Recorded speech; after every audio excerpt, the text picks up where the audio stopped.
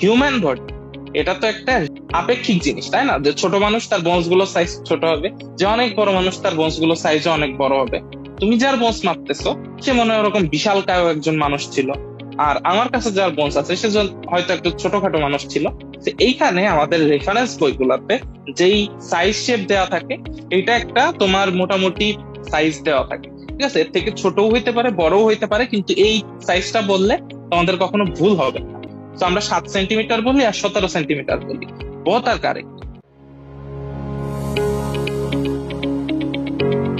তো আমরা এবার পার্টসে আসি। প্রত্যেকটা বোনসেরই কিন্তু পার্টস থাকে, ঠিক আছে? সো স্টার নামেরও কিছু পার্টস আছে। পার্টস গুলা কি? এটাকে আমরা 3 ভাগে ভাগ করতে পারি, একটা হচ্ছে আপার পার্ট, একটা মিডল পার্ট আর একটা লোয়ার পার্ট। 3টা পার্টসে এটাকে আমরা ভাগ। তো আপার পার্টকে আমরা ম্যানোব্রিয়াম স্টার্নি বা এপি স্টারনাম বলে থাকি, ঠিক আছে? তো আপার পার্ট কোনটুকু? এই যে এটা যদি টোটাল স্টারনাম হয়, এইটুকু হচ্ছে আপার পার্ট, এইটুকু হচ্ছে মিডল পার্ট আর এইটুকু হচ্ছে লোয়ার পার্ট। আপার পার্ট কোনটুকু? এই যে উপরে যে অংশটুকু থাকে মেনোব্রিয়াম স্টার্ন, এই যে আমার হাতে যেটা দেখতে পারতেছো, এটা হচ্ছে একটা মেনোব্রিয়াম স্টার্নি, অর্থাৎ এটা আপার পার্ট। ওকে, এরপরে এইটুকু হচ্ছে বডি। সো এই বডিটা তোমার মানে যেটাকে বলা হয় আমাদের বডি অফ দ্য স্টার। এবং সবার লাস্টে যে ছোট্ট একটা 3 কোণা একটা জায়গা আছে, এটা হচ্ছে তোমার জিফয়েড প্রসেস। ওকে, তো এটা আমাদের ওভারঅল গেল, মানে স্টার নামের যে টোটাল পার্টস গুলা গেল। একজন বিডি চৌরাশিয়া স্যারের বইয়ের রেফারেন্স দিয়েছো। তোমরা সবসময় মনে রাখবা বিডি চৌরাশিয়া স্যারের বই কিন্তু কোনো মেইন বুক না, তো এটার রেফারেন্স তুমি কখনোই কোথাও দিতে পারবা না। তো সবসময় মনে রাখবা, ঠিক আছে? কোনো জায়গায় যদি তোমার কোনো টিচার জিজ্ঞেস করে, সব থেকে স্পেসিফিক রেফারেন্স যদি জিজ্ঞেস করে যে এটা তুমি কোথায় পেয়েছো, অবশ্যই তোমাকে 1 নম্বর রেফারেন্সে তুমি গ্রেইস অ্যানাটমি রাখতে পারলে সব থেকে ভালো। নাম্বার 2, যদি গ্রেইস অ্যানাটমি না পড়তে পারো তাহলে তুমি একে দত্ত স্যারের বইয়ের রেফারেন্স দিতে পারো। এবং নাম্বার 2 তে যদি একে দত্ত স্যারের বই নাই পাও তাহলে তুমি বিশ্রাম সিং স্যারের বইয়েও রেফারেন্স দিতে পারো। এবং বিশ্রাম সিং স্যারের বইয়ের রেফারেন্স দেওয়াটাও ঠিক না, তারপরেও এই রেফারেন্সটা অনেকে নেয়। কিন্তু বিডি চৌরাশিয়া স্যারের বই কিন্তু অনেকেই দেখতে পারেন। এর কারণ কি, অনেক কিছু ভুল আছে স্যারের বইটাতে। এজন্য আমি তোমাদেরকে সবসময় বলবো যে তোমরা চেষ্টা করবে এই বিশ্রাম সিং স্যারের বই পড়তে, কারণ এটা ইজি প্লাস নির্ভুল। অ্যান্ড মানে বিডি চৌরাশিয়া স্যারের বই যদি পড়ো সেক্ষেত্রে দেখা যাচ্ছে অনেক কিছু মিসম্যানেজমেন্ট হইতে পারে।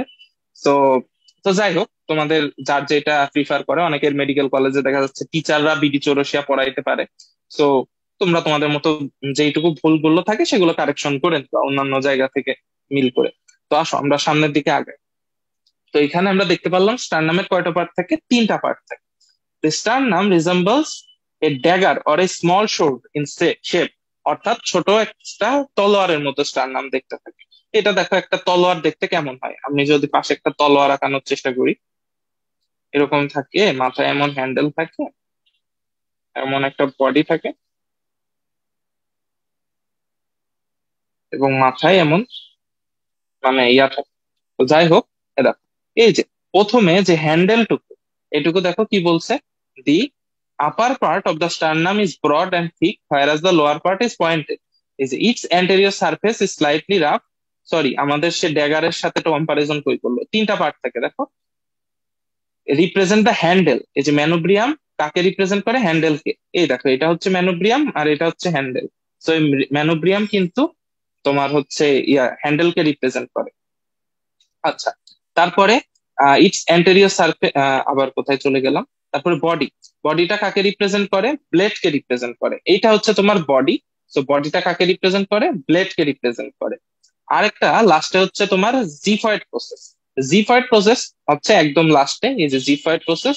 জিফয়েড প্রসেস একটা শোল্ডার যে পয়েন্ট থাকে সেই পয়েন্ট কে রিপ্রেজেন্ট করে। তো এটা কিন্তু তোমার এই যে মানে একটা শোল্ডারের সাথে মিলে যায়।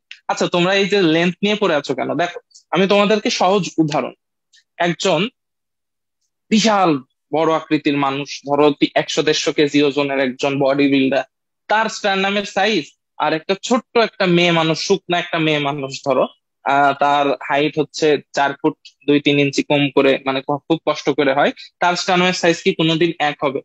সো হিউম্যান বডি এটা তো একটা আপেক্ষিক জিনিস, তাই না? যে ছোট মানুষ তার বোনস গুলো সাইজ ছোট হবে, যে অনেক বড় মানুষ তার বোনস গুলো সাইজও অনেক বড় হবে। তুমি যার বোনস মাপতেছো সে মনে হয় ওরকম বিশাল কায় একজন মানুষ ছিল, আর আমার কাছে যার বোনস আছে সে হয়তো একটু ছোটখাটো মানুষ ছিল। তো এইখানে আমাদের রেফারেন্স বইগুলোতে যেই সাইজ শেপ দেওয়া থাকে, এটা একটা তোমার মোটামুটি সাইজ দেওয়া থাকে, ঠিক আছে? এর থেকে ছোটও হইতে পারে, বড়ও হইতে পারে, কিন্তু এই সাইজটা বললে তোমাদের কখনো ভুল হবে না। তো আমরা 7 সেন্টিমিটার বলি আর 17 সেন্টিমিটার বলি, বোথ আর কারেক্ট। তো এই মানে ধারণাটা গেছে যে তোমার মানে ভুল হয়ে যাবে এরকম কিছু, তো ভুল হওয়ার কোনো চান্স নেই, কারণ বললামই তো এটা আপেক্ষিক জিনিস। অনেক বড় বড় স্থূলকায় একজন মানুষের যা বোনসের সাইজ, একজন ছোটখাটো মানুষের বোনসের সাইজ অবশ্যই তাই হবে না।